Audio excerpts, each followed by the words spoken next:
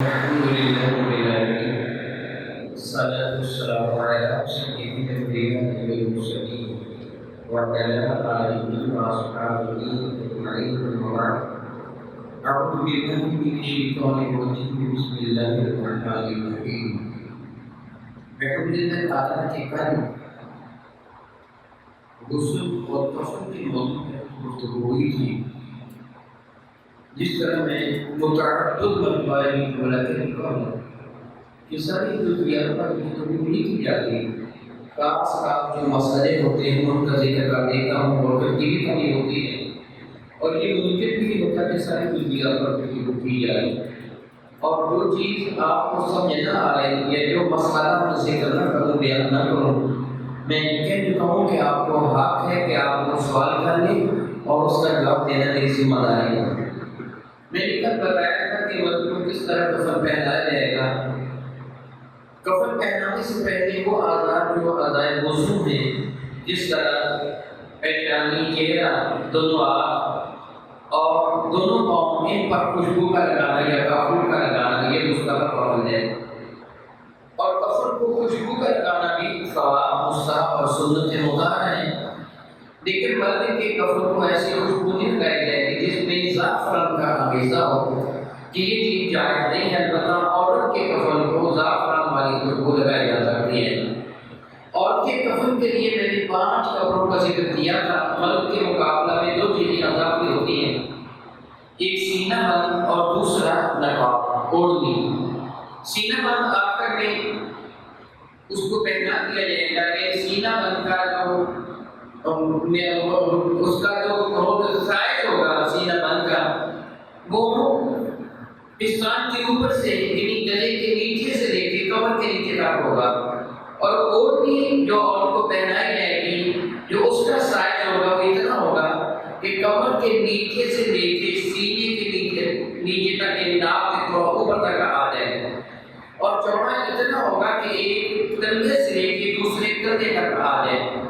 اور اس کو پہنانے کا طریقہ وہ نہیں ہوگا کہ جس طرح عورتیں اپنی زندگی میں اوڑھتی ہیں، نہیں، بلکہ اس طرح ہوگا جس طرح عورتیں نقاب اوڑھتی ہیں، یعنی کمر کے نیچے اور پھر چہرے کے اوپر سے آتے ہوئے سیدھے بات آئیں گے۔ مردوں کو چاہیے کہ اپنے گھر اپنی خواتین کو یہ طریقہ بتا دیں تاکہ ان کی موجودگی میں اگر کسی کو کفن پہنایا جائے تو یہ طریقہ اختیار کر لیا جائے۔ ہمارے یہاں چیزیں رواج ہیں جنہیں کا شریعت مطالعہ سے تعلق نہیں ہے۔ ہم ایسے کرتے ہیں کہ جب میت کو تیار کر لیا جاتا ہے، جا کر رکھ دیا جاتا ہے، تو اٹھا کر 2-3 جگہ رکھتے ہیں، یہاں رکھا پھر آگے رکھا پھر آگے رکھا۔ اس کو ہم اپنی زبان میں منظری دینا کہتے ہیں، یہ پہلی منظر پہ دوسری پہ تیسری وغیرہ وغیرہ۔ اس کا شریعت سے مطالعہ کے ساتھ کوئی تعلق نہیں ہے کہ اپنا رواج ہے، یہ کوئی ضروری نہیں ہے، بلکہ ایسے کرنا نہیں چاہیے کہ شریعت مطالعہ نہیں ہے اور کوئی ایسا ہو جو پابندی کے ساتھ اپنایا جائے جو شریعت مطالعہ نہ ہو، درست نہیں ہوا کرتا۔ ہاں ویسے آپ آگے پیچھے جا کے وہ کرنا چاہیں رکھنا چاہیں تو نہ بات ہے، لیکن یہ سمجھ کر کے یہ ایک حصہ ہے دفن کا یا میت کا یا جنازے کا وغیرہ وغیرہ، یہ چیز جائز نہیں ہے۔ میت کا چہرہ دیکھنے کی اجازت ہوتی ہے، پہلے بھی، غسل دینے کے بعد بھی، نماز جنازہ سے پہلے بھی اور نماز جنازہ کے بعد بھی دیکھنے کی اجازت ہے، لیکن عورت کی میت سوائے محرم کی کوئی دوسرا نہیں دیکھے گا، غیر محرم کو اجازت نہیں کہ عورت کا چہرہ دیکھے۔ جب ہم جنازے لے کے چلیں گے تو طریقہ کار یہ ہوگا کہ سرانہ ہمیشہ آگے ہوگا، خواہ قبرستان مشرق کی جانب ہو کہ اس کی پائیں کی پاؤں مغرب کی جانب ہو رہی ہیں، ہمارے یہاں مغرب کی جانب قبلہ ہے، یہ خیال کریں کہ اس کی پاؤں قبلہ کی جانب ہو رہی ہیں اور اس کی پاؤں آگے کر کے یہ غلط ہے۔ ہمیشہ سر آگے رکھا جائے گا، پاؤں کسی جانب میں ہو جائیں، قبلہ کی جانب ہو یا قبلہ کے سوا۔ میرے اور آپ کی کریمہ کا قاعدہ ہے وجہ شریف کو موضوع رحمت عالم صلی اللہ علیہ وسلم کے ایک ارشاد کرام قدر ہے کہ جو آدمی اللہ تعالیٰ کی رضا کی خاطر نماز جنازہ کو کندھا دے کر 40 قدم چلے، اللہ تعالیٰ جل وعلا اس کے صدقہ سے اس کے 40 گناہ کبیرہ کو معاف فرما دیتا ہے، اور دوسری بات ہے اس کی مغفرت فرما دی جاتی ہے۔ اس پہ سنت یا مستحب عمل یہ ہوگا کہ جب ہم میت کو کندھا دیں گے تو پہلے دایاں کندھا دیا جائے گا آگے سر کی جانب، سرانے کی جانب دایاں کندھا دائیں جانب دیں گے، 10 قدم چلیں گے، پھر بایاں کندھا دایاں کندھا پائیں کی جانب دے کر 10 قدم چلیں گے، پھر بایاں کندھا سرانے کی جانب 10 قدم، پھر بایاں کندھا پائیں کی جانب 10 قدم، کل 40 قدم اس طرح ہو جائیں گے۔ نماز جنازہ کو بہت تیز رفتاری کے ساتھ لے کے جانا یا بہت آہستہ لے کے جانا، یہ دونوں صحیح نہیں ہے۔ میاں نبی کے ساتھ نماز جنازہ کو لے کے جایا جائے گا، نہ بہت تیز رفتار ہوگی نہ بہت آہستہ رفتار، میاں نبی کے ساتھ جس طرح چاہتے ہیں طرح۔ نماز جنازہ کے ساتھ جو شریک حضرات ہیں ان کا دائیں بائیں یا آگے چلنا کراہت ہے۔ ہاں ضرورت کے تحت دائیں بائیں ہوتے ہیں، جو جنازے کو کندھا دینا چاہتے تو حرج نہیں ہے، ویسے جنازے میں دائیں بائیں چلیں ضرورت نہیں ہے، کیونکہ جنازے کو مقدم رکھا جائے گا اور اس کے ساتھ جانے والے پیچھے پیچھے آئیں گے۔ اگر کوئی آدمی آگے آگے جا رہا ہو تو اسے چاہیے کوئی اتنا آگے ہو جائے کہ پیشاب نہ سمجھا جائے، خواب جنازہ کے لیے بھی کیوں نہ جا رہا ہو۔ جو آدمی سوار ہو وہ بھی اگر آگے ہیں تو کچھ فاصلے پر ہو جائیں، اگر پیچھے ہیں تب بھی فاصلے پر ہو جائیں۔ وہ پیدل چلنے والوں کے اندر سوار کا چلنا کوئی درست نہیں ہے، کس طرح پیدل چلنے والوں کے لیے بھی دقت ہوگی، پھر سوار کو کچھ فاصلے پر پیچھے آنا چاہیے تاکہ چلنے والوں کو دقت نہ ہو۔ نماز جنازہ کے ساتھ جانے والوں کے لیے مستحب عمل یہ ہے کہ وہ خاموش ہو کر باوقار طریقے سے اپنے دل میں اللہ تعالیٰ جل وعلا کا ذکر کرتے ہوئے یا درود پاک پڑھتے ہوئے جائے، یعنی خاموشی کے ساتھ باوقار طریقے سے گفتگو کرنا ناجائز ہے۔ ہنسنا صحابہ کرام کے نزدیک بہت برا عمل ہے۔ حضرت سیدنا عبداللہ بن مسعود رضی اللہ تعالیٰ عنہ نے ایک آدمی کو دیکھا تھا کہ جنازہ پڑھنے کے لیے جا رہا تھا، ہنس رہا تھا۔ آپ بہت ناراض ہوئے، فرمایا کہ میں آئندہ کبھی بھی تیرے ساتھ گفتگو نہیں کروں گا کہ کوئی مسلمان کے جنازے پر ہنس رہا ہے۔ یعنی ایسے نہیں کرنا چاہیے، باوقار طریقے سے گفتگو کرنے کی بھی اجازت نہیں ہے، سوائے ضروری گفتگو کے۔ ضروری گفتگو کو تو کی جا سکتی ہے، ویسے باتیں کرتے جانا، کپڑے باندھتے جانا نماز جنازہ میں یہ عمل مکروہ ہے۔ خاموشی کے ساتھ اللہ کو جل وعلا کا ذکر کرتے ہوئے یا درود پاک پڑھتے ہوئے جانا چاہیے۔ ہمارے پاس علاقوں میں بلند آواز سے کلمہ طیبہ کی تلاوت کرتے ہیں، کلمہ طیبہ کا ذکر کرتے ہوئے ساتھ اشعار پڑھتے ہوئے نماز جنازہ کی طرف جاتے ہیں، یہ عمل خلاف سنت ہے۔ لیکن علماء نے فی زمانہ اس لیے اجازت دی ہے کہ چلو باتیں نہ ہوں گی، یہ کلمہ طیبہ پڑھتے چلے جائیں گے، لیکن بہترین طریقہ وہ یہ میں پہلے کہہ چکا ہوں کہ باوقار طریقے کے ساتھ اپنے منہ کے اندر یعنی دل میں زبان کے ساتھ پڑھنا، دل سے مراد زبان کے ساتھ پڑھنا ہے۔ بات دل میں سوچنا کافی نہیں ہوتا کیونکہ اس سے ثواب نہیں ہوتا، سوائے اس لیے کہ اللہ تعالیٰ عطا فرما دے۔ تلاوت وہ کہہ پائے گی کہ ہم زبان سے ادا کرتے ہیں، زبان سے اگر ادا نہ کیا جائے جس طرح نماز پڑھنے کے لیے کھڑے ہوتے ہیں، اگر آپ اپنی زبان کو حرکت نہ دیں، ہونٹوں کو حرکت نہ دیں، بس دیکھی اتنی سورۃ الحمد کا تصور لیے دیکھنے میں پڑھ لی، لیکن نماز نہیں ہوتی۔ زبان سے ادا کرنے کا تلاوت ہے۔ اسی طرح جنازے کے ساتھ بھی جائیں گے تو زبان سے ادا کریں گے، بات دل میں تصور نہیں ہوگا۔ وہ اللہ تعالیٰ کا ذکر کر لیں، کلمہ طیبہ پڑھ لیں، قرآن کریم کی تلاوت کر لیں، درود پاک پڑھ لیں، مگر بلند آواز کے ساتھ نہیں۔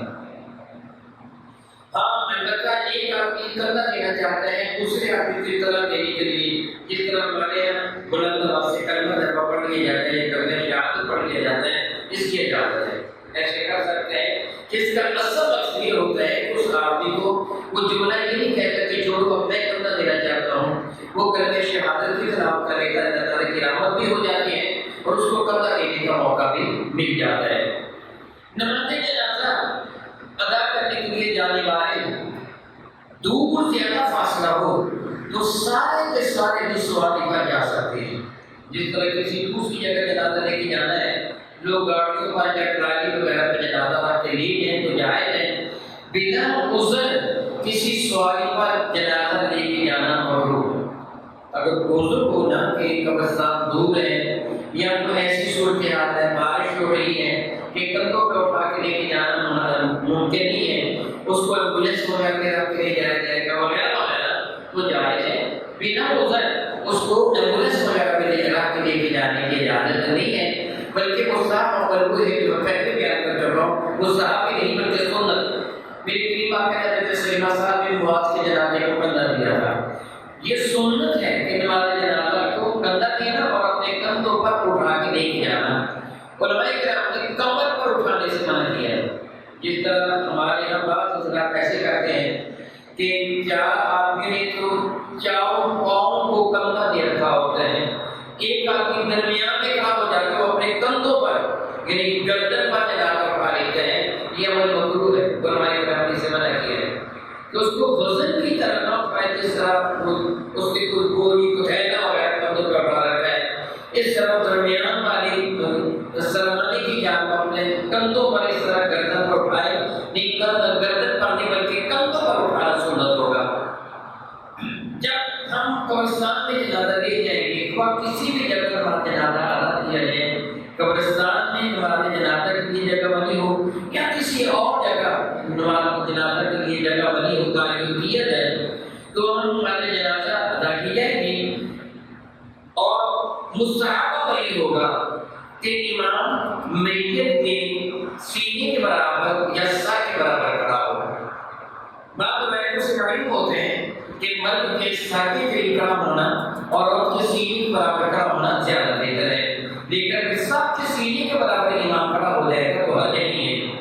صفوں کے درمیان 4 فٹ کا فاصلہ، جس طرح مساجد میں ہماری صفیں ہوتی ہیں نمازیں عام نماز ادا کرنے کے لیے کہ سجدہ کرنے کے لیے جگہ ہو جائے، اتنا فاصلہ ضروری نہیں ہے، کیونکہ نماز جنازہ میں سجدہ کرنا مقصود نہیں ہوتا، وہاں کھڑے کھڑے نماز پڑھے ہو مہمان زیادہ ہو تو آدمی درمیان میں تھوڑا فاصلہ کر کے قریب کھڑے ہو سکتے ہیں، ناجائز نہیں ہے، لیکن ان کو اپنی سطریں سیدھی بنانا ہوگی۔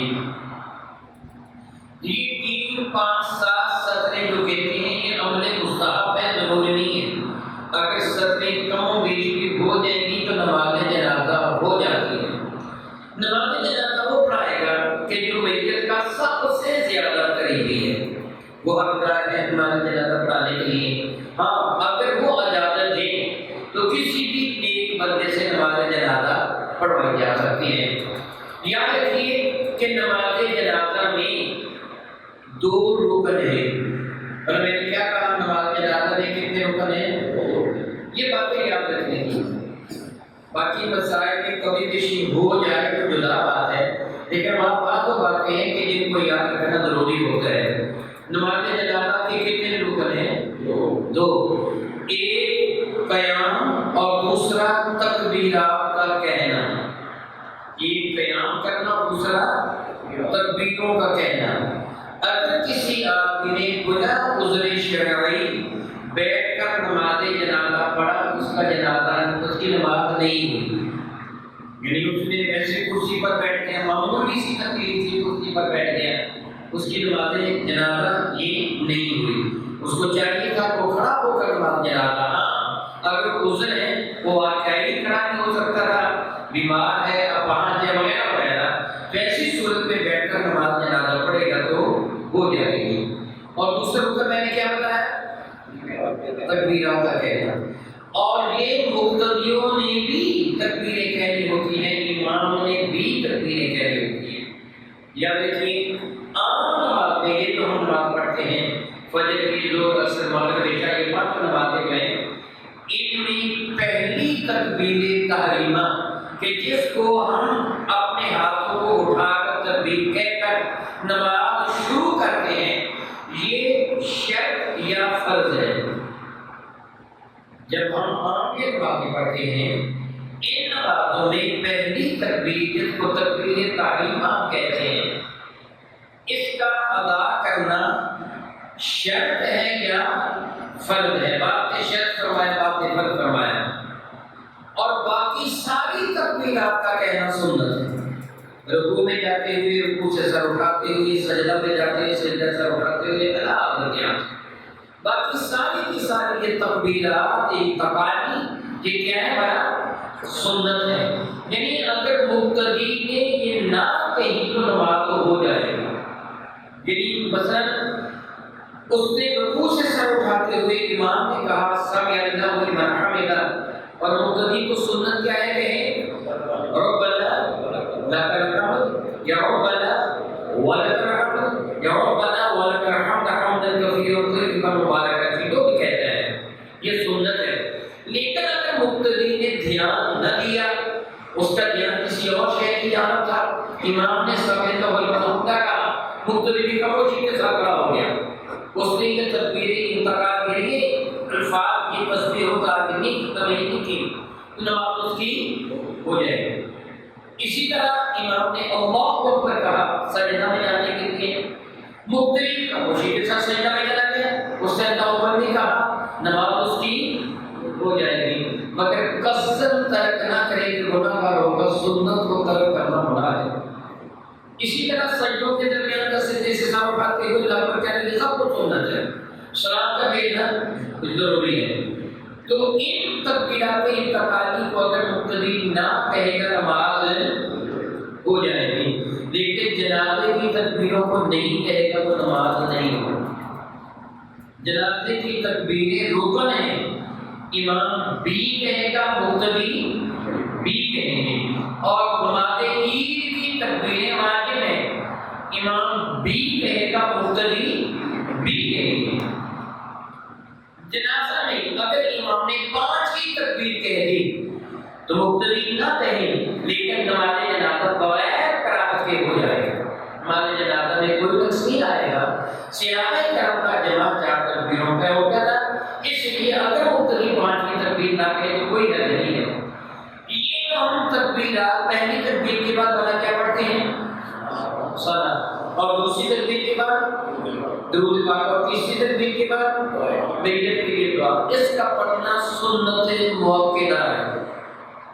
ان دو پہلے صلاۃ کا پڑھنا، دوسری تکبیر کے بعد درود پاک کا پڑھنا، اور تیسری تکبیر کے بعد دعا کا پڑھنا، یہ کیا ہے؟ سنت مؤکدہ ہے، اس کو ضرور پڑھا جائے گا۔ لیکن اگر کسی آدمی سے کوتاہی ہو گئی، ان میں کوئی چیز رہ گئی، صلاۃ نہ پڑھ سکا، درود پاک نہ پڑھ سکا، میت کے لیے دعا نہ کر سکا، نماز جنازہ ہو جائے گی، نماز جنازہ ہو جائے گی۔ لیکن اگر تکبیریں نہ کہی تو نماز جنازہ نہیں ہوگی۔ یہ بات ہمیشہ ہمیشہ یاد رکھیں۔ صلاۃ جس طرح وہی صلاۃ جو آپ نماز کے اندر پڑھتے ہیں، یہی صلاۃ پڑھنے کی بس کافی ہو جائے گی، یہی صلاۃ جو ہم نماز کے اندر پڑھتے ہیں اسی صلاۃ کا پڑھ لینا کافی ہو جائے گا۔ اگر آپ اس میں جلدہ ثناء کا اضافہ کر لیتے ہیں تو مجھے مستحب ہے، لیکن اگر آپ وہی صلاۃ پڑھ لیتے ہیں تو آپ طور پر باتیں پڑھتے ہیں تو کافی ہو جائے گا۔ یہ نماز والا ہی درود پاک، درود ابراہیمی آپ اس کے اندر پڑھ سکتے ہیں، دونوں کو ملا کر جو درود پاک پڑھا جاتا ہے یہ بھی جائز ہے۔ اس کے بعد عید کے لیے دعا کی جاتی ہے، اور دعا ایک نہیں بہت ساری دعائیں ہیں، بہت ساری دعائیں ہیں، حدیث سے بارکہ میں جو منقول ہے۔ بہتر یہ ہوگا کہ وہ دعا پڑھیں جو میرے قریب آ کر سورہ شفیع مظہر مجھے اور مقام سے منقول ہے، تاکہ میت کا فائدہ ہو جائے۔ دعا وہ مانگ لے جو میرے لیے سنت ہے، کیونکہ ہم اجمی ہیں، زیادہ دعا یاد نہیں کر سکتے، ہم نے عموماً ایک دعا یاد کر رکھی ہے، لوگوں کی جہنمی نہ ہونے کے تو شاہد نہ لڑائی دینا آ کر ہم نے یہ دعا یاد کر رکھی ہوتی ہے، یہ دعا پڑھ لینا کافی ہو جائے گی۔ اگر کسی آدمی کو یہ دعا یاد نہیں ہے، اس کی جگہ کو رب اجعلنی مقیم الصلاۃ والوضوء یہ پڑھ لے تب بھی جنازہ ہو جائے گا۔ اگر ربنا آتنا فی الدنیا حسنہ پڑھ لے بھی جنازہ ہو جائے گا۔ اگر دعا کی نیت سے قرآن کریم کی تلاوت کی اجازت نہیں ہے نماز جنازہ میں، دعا کی نیت سے سورۃ الرحمن پڑھ لے کر پھر بھی جنازہ ہو جائے گا۔ یہ ربنا آتنا فی الدنیا یہ بھی قرآن کریم کی آیت بارکہ ہے، رب اجعلنی یہ بھی قرآن کریم کی آیت بارکہ ہے۔ لیکن جب ہم ان کو تشہد میں پڑھتے ہیں یا نماز جنازہ میں پڑھیں گے تو تلاوت قرآن کریم کی نیت سے نہیں بلکہ دعا کی نیت سے پڑھیں گے۔ اسی طرح سورۃ الرحمن بھی وہاں دعا کی نیت سے پڑھی جا سکتی ہے۔ پھر اس کے بعد ہاتھ چھوڑ کر سلام کہہ دیں، چوتھی تکبیر کہنے کے بعد جو یہ کچھ پڑھنا نہیں ہوتا اس کے علماء فرماتے ہیں کہ ہاتھ چھوڑ دیں اور پھر دائیں اور بائیں سلام کہہ دیں۔ دائیں اور بائیں سلام کہتے ہوئے وہ نیت کرے گا مقتدیوں کی اور نیت کرے گا فرشتوں کی کہ میری دائیں اور بائیں فرشتے ہیں، میں ان کو سلام کہہ رہا ہوں۔ پھر نیت کے لیے دعا کرنا عمل مستحب ہے کہ جب تم دعا کر چکو تو نماز پڑھ چکو، فَإِذَا صَلَّيْتُمْ فَأَخْلِصُوا لَهُ الدُّعَاء، جب تم میت کی صلاۃ جنازہ پڑھ چکو تو خالص اس کے لیے دعا کرو۔ اس کے بعد دعا کا کرنا عمل مستحب ہے، لیکن اگر دعا نہ کی جائے تو گناہ نہیں ہوگا۔ دعا کرنا جائز ہے کہ جتنا بھی آپ اس مرنے والے کے لیے دعا کرنے کے اسی قدر زیادہ بہتر اور اعلیٰ ہوگا۔ کیونکہ وقت ہو گیا ہے، انشاءاللہ جل وعلا میں کچھ بقیہ مسائل کل کروں گا۔ دعا کرتا ہوں رب کائنات میرے کریم آپ کا سورج کا صدقہ سے ہمیں ان اعمال صالح کی توفیق عطا فرمائے جن سے اللہ کی راضی اور اللہ کا نبی بھی، اور ہمیں ان اعمال سے محفوظ رکھے جن سے اللہ ناراض ہے یا اللہ کا نبی۔ آمین ثم آمین وآخر دعوانا الحمد للہ رب العالمین۔